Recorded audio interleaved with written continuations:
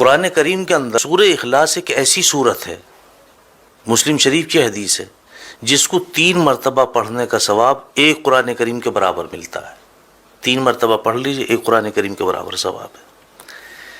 اور ایسی بابرکت صورت ہے یہ کہ جب کفار مکہ نے میرے مصطفیٰ صلی اللہ علیہ وسلم سے برابر مطالبہ کرتے رہے آپ کے اللہ کا حسب نامہ کیا ہے، آپ کے اللہ کا حسب نامہ کیا ہے، تو یہ صورت نازل ہوئی کہ لو یہ حسب نامہ ہے اللہ کا۔ قل هو اللہ احد اللہ الصمد لم یلد ولم یولد ولم یکن لہ کفوا احد۔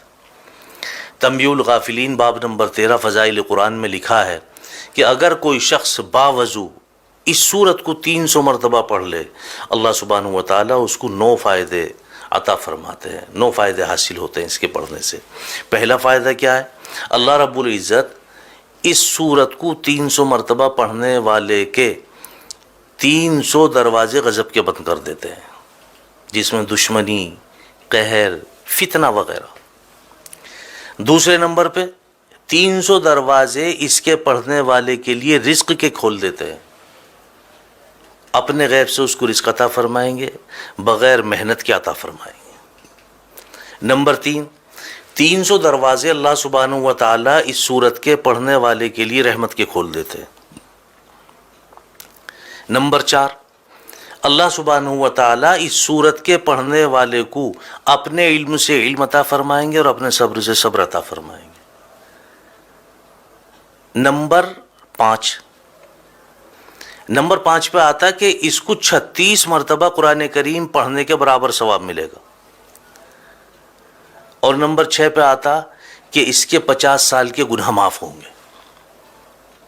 300 مرتبہ پڑھنے کی فضیلت ہے یہ، اس کے 50 سال کے گناہ بھی معاف ہوں گے۔ اور نمبر 7 پہ آتا کہ اس سورت کے پڑھنے والے کے لیے اللہ سبحانہ و تعالی جنت میں 20 محل بنائیں گے، اور ہر محل جو ہے وہ یاقوت اور مرجان کا ہوگا، اور ہر محل کے جو دروازے ہیں وہ 70,000 ہوں گے۔ اب آپ اندازہ لگائیں، جس محل کے دروازے 70,000 ہوں گے وہ محل کتنا بڑا ہوگا، اللہ اس پہ یقین نصیب فرمائے، وہ محل کتنا بڑا ہوگا۔ مزید اس سے آگے چلیں آپ، نمبر 8 پہ اللہ سبحانہ و تعالیٰ اس سورت کے پڑھنے والے کو 2000 رکعت نفل پڑھنے کا ثواب عطا فرمائیں گے۔ اور نمبر 9 پہ آتا ہے کہ اللہ سبحانہ و تعالیٰ اس سورت کے پڑھنے والے کو جب بھی اس کا انتقال ہوگا، جب بھی یہ مرے گا، اس کے جنازے میں 1,10,000 فرشتے شمولیت کریں گے۔ جب بھی اس کا انتقال ہوگا، اس کے جنازے میں 1,10,000 فرشتے شمولیت کریں گے۔